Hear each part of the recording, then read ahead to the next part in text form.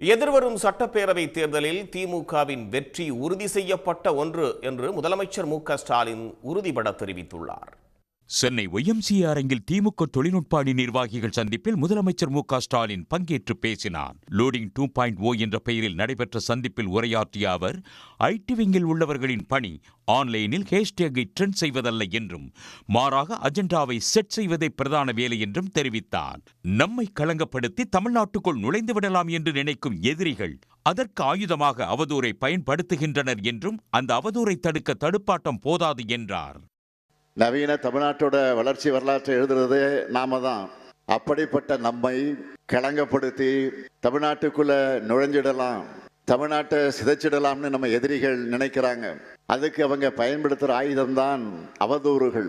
எனவே அந்த அவதூறுகளுக்கு மட்டுமே பதில் சொல்லிட்டு இருக்காம சோசியல் மீடியாவுக்கான அஜெண்டாவையும் நாம தான் செட் பண்ணணும்.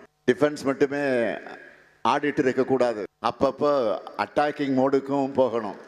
நாம் எதிர்கொண்டு வீழ்த்த வேண்டிய முதல் விஷயம் பொய்ச் செய்திகள் என்று சுட்டிக்காட்டிய முதலமைச்சர், பொய்ச் செய்திகள் மூலம் கலவரத்தை உருவாக்கி குளிர்காய வேண்டும் என்று எதிரிகள் நினைப்பதாக சாடினார். 5 ஆண்டுகளில் டிசைனாக பொய்களை பரப்பியவர்கள் தற்போது அம்பலப்பட்டு அவமானப்பட்டு நிற்பதாகவும் அவர் குறிப்பிட்டார். தற்போது களம் திமுகவுக்கு சாதகமாகவே உள்ளதாக கூறிய முதலமைச்சர், வெற்றி பெறக்கூடியவர்களை வேட்பாளர்களாக நிறுத்தப்படுவார்கள் என்றார். தோழமை சக்திகளோடு சிண்டு முடிகிற வேலையில் எதிர்கட்சியினர் ஈடுபடுவாங்க. அவங்களுடைய சூழ்ச்சிக்கு நாம் இடம் தரக்கூடாது. கழகத்திலிருந்து வரக்கூடிய அஃபிஷியல் செய்திகளை மட்டும் நம்பி செயல்படுங்க.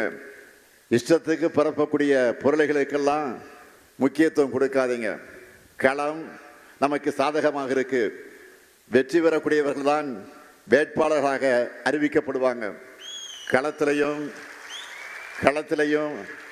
ஆன்லைன்லையும் நாம் சரியாக செயல்பட்டோம்னா நம்முடைய டார்கெட்டை நாம் நிச்சயம் அச்சீவ் பண்ணிடுவோம்.